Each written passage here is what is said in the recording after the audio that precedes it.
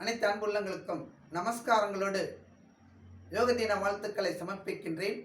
இன்று ஒரு அற்புதமான நாள், யோக தின விழா. அதாவது சிவபெருமான் அருளிய திருமூலர் பதஞ்சலி சித்தர்களுடைய அனுகிரகத்தோடு நமக்கெல்லாம் யோகக்கலையை கொடுத்து நீங்களெல்லாம் இளமையிலும் ஆரோக்கியமாக இருக்க வேண்டும் என்றும் முதுமையிலும் இளமையான ஆரோக்கியமாக இருக்க வேண்டும் என்றும் ஒரு அற்புதமான கலையை கொடுத்த இந்த சித்தர்கள் எல்லாம் போற்றி வணங்கி இன்று ஒரு அற்புதமான தொகுப்பை நான் கொடுக்குறேன். அதாவது யோகாவில் தினமும் ஒரு 20 நிமிடம் நம்மளுடைய உடல் ஆரோக்கியத்திற்கும் நம்மளுடைய உடல் இயக்கங்களினுடைய செயல்பாட்டுக்கும் நம்ம பகிர்ந்து செய்தோன்னா அவ்வளோ அற்புதமாக நம்ம உடலுடைய ஆரோக்கியம் இருக்கும். நோயற்ற வாழ்வு குறைவற்ற செல்வமாக வாழலாம். இந்த யோகாவினுடைய மகத்துவம் என்னன்னு கேட்டிங்கன்னா, உள்ளிருக்கக்கூடிய சுரபிகளையும் அவயங்களையும் தூண்ட செய்து எல்லா நிலைகளையும் நம்மளுடைய இயக்கங்களை சரியாக செய்வது தான் யோகா. யோகா என்பது ஒரு சரியான நிலை என்று அர்த்தம். இப்போ நம்ம செய்வோம்.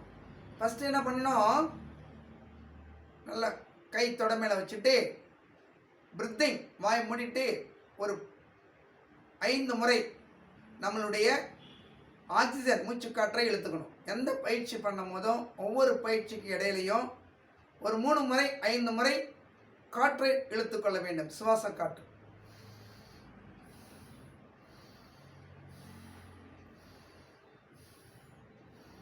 எடுத்துட்டோம். இப்போ அடுத்து ஆசனத்துக்கு சிறந்த ஆசனம் பத்மாசனம். இப்போ நான் பத்மாசனத்துலேயும் அர்த்த பத்மாசனத்துலேயும் உட்காந்துருக்கேன். இப்போ பாருங்க பத்மாசனம். இதை என்ன பண்ணோம், கழுத்துக்கு மேலே இப்படி போட்டுருங்க. இதுதான் பத்மாசனம். வச்சு சிம்மம் முத்தில் கை வச்சுட்டு கை 2 நேராக இருக்கணும். சிம்மத்தில் ப்ரெஸ் பண்ணி இருக்கணும், கை மடக்கூடாது.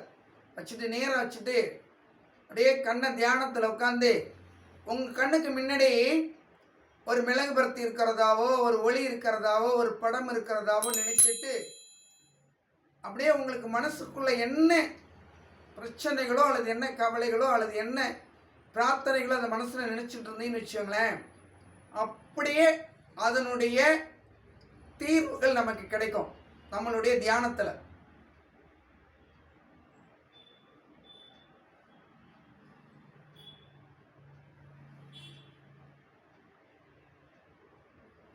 இது பத்மாசனம். நீங்கள் ஒரு நிமிடம் அல்லது 30 செகண்ட் செய்யலாம். இப்போ காலம் மெதுவாக என்ன பண்ணோம், எடுத்து கீழே வச்சுக்கணும். இது பத்மாசனத்தினுடைய நிலை.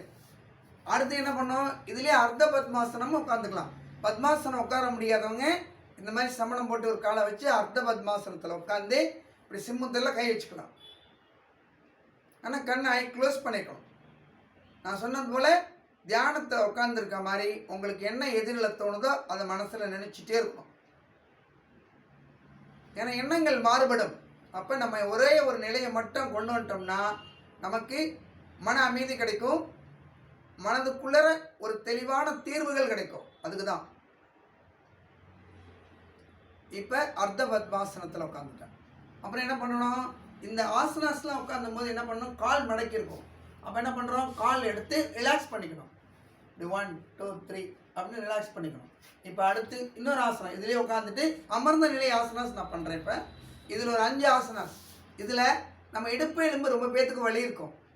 இந்த வலியை நீக்கிறதுக்கு என்ன பண்ணோம், பட்டர்ஃப்ளை ஆசனாஸ். இப்படி கை வச்சுங்க, பட்டர்ஃப்ளை. இது நினச்சிட்டு 1 2 3 4 5 6 7 8 9 10 10 வாட்டி பண்ணுங்க. முடிந்த அளவுக்கு அதுக்கு மேலே கூட நீங்கள் பண்ணலாம், அதனால் தப்பு கிடையாது. இப்போ நான் நேரம் கருதி 10 முறை எடுத்திருக்கேன். இது பட்டர்ஃப்ளை ஆசனம். அப்புறம் பார்த்தீங்கன்னா தொட்டில் ஆசனம். இதிலே எடுத்துக்கிட்டீங்கன்னா தொட்டில் ஆசனம். கால் 2 இப்படி வச்சுக்கோங்க, கையை இப்படி வச்சுங்க. 1 2 3 4 5 6 7 8 9 10. ஓகே. அடுத்து இந்த கால் வச்சுக்கணும். அதே மாதிரி தான் இப்படி வச்சுக்கிட்டு இப்படி கையை நல்லா பிடிச்சிங்க. 1 2 3 4 5 6 7 8 9 10. இப்போ பட்டர்ஃப்ளை ஆசனம், தொட்டில் ஆசனம், அர்த்த பத்மாசனம், பத்மாசனம் இதெல்லாம் சும்மா ஒரு 30 செகண்ட், ஒரு நிமிஷம் பண்ணுங்கள் போதும். இப்போ அமர்ந்த நிலை இது மாதிரி அமர்ந்துட்டு நிறைய ஆசனாஸ் பண்ணலாம். இதுலேயே கோணாசனாஸ் இப்படி, அப்புறம் இப்படி ஃப்ரெண்டு யோக முத்ரா இதெல்லாம் பண்ணலாம். இட வசதி கம்மியாக இருக்கிறதுனால நான் சிம்பிளாக பண்ணித்தரேன். நீங்கள் நிறைய ஆசனாஸ் இதில் பண்ணலாம். அடுத்து இதில் இன்னொரு முக்கியமான ஆசனாஸ் என்னென்னா வஜ்ராசனம். நம்ம உடல் வஜ்ரமாக இருக்கிறதுனால வஜ்ராசனம் எடுத்துக்கிட்டால் ரொம்ப நல்லது. நீ கால் ரெண்டையும் இப்படி மடக்கி போட்டுடணும். இப்படி கால் ரெண்டையும் இப்படி குத்துக்கால் வைக்கக்கூடாது. இப்படி மடக்கி போட்டுட்டு கை ரெண்டையும் இப்படி வச்சுட்டு வஜ்ராசனம் இப்படி வச்சுட்டு என்ன பண்ணுறோம், கால் இப்படி கையை அப்படி கீழே வச்சுட்டு வச்சுன்னா உடல் இப்படி மெதுவாக கீழே சாய்க்கணும். கீழே கழுத்தை முட்டுற அளவுக்கு முட்டலாம், இல்லைன்னா அப்படியே பாதியில் நின்றுக்கலாம்.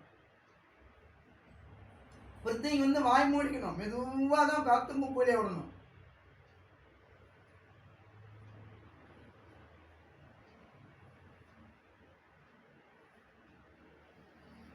மெதுவாக ரிலாக்ஸ் பண்ணிக்கிறோம். இப்போ வஜ்ராசனம். இந்த வஜ்ராசனம் பண்ணுறதுனால என்னன்னு கேட்டிங்கன்னா அடி வயிறு ஜீரணாசனம் பண்ணுறதாகவும் தொப்பை அதிகமாக இருக்கிறவங்களுக்கு வயிறு ஈஸியாக குறையும். வஜ்ராசனம் ஒரு நாளைக்கு ஒரு நிமிடம் பண்ணுங்க. இந்த ஆசனாஸ்லாம் நம்ம சொல்கிறது எப்போ வேணாலும் எந்த நேரத்தில் வேணாலும் பண்ணலாம். பத்மாசனம், வஜ்ராசனம், பட்டர்ஃப்ளை ஆசனம் இது எல்லாமே. அடுத்து என்ன பண்ணுறோம், நம்ம மெதுவாக சொல்லியிருக்கேன் ரிலாக்ஸ் பண்ணிக்கணுன்ட்டு. இப்படி மெதுவாக எடுத்து என்ன பண்ணுறோம், இப்படி ரிலாக்ஸ் பண்ணிக்கிறோம். கால் ரெண்டையும் ரிலாக்ஸ் பண்ணிக்கிறோம். இது வஜ்ராசனத்தில் ரிலாக்ஸ் பண்ணிக்கிறோம். இப்போ வஜ்ராசனம் பண்ணிட்டோம். இப்போ மெதுவாக கால் எடுத்து கீழே வச்சுட்டோம். இப்போ அற்புதமாக அமர்ந்த நிலையில் உட்காரக்கூடிய ஆசனாஸை நம்ம பார்த்துருக்கோம். புரியுதுங்களா? இந்த ஆசனாஸ் ஒரு நாளைக்கு 10 நிமிடம் நீங்கள் பண்ணாலே போதும். உங்கள் உடலுக்கு அவ்வளோ ஆரோக்கியத்தை கொடுக்கக்கூடிய சக்தி கிடைக்கும். இதுதான் ஒரு உண்மை.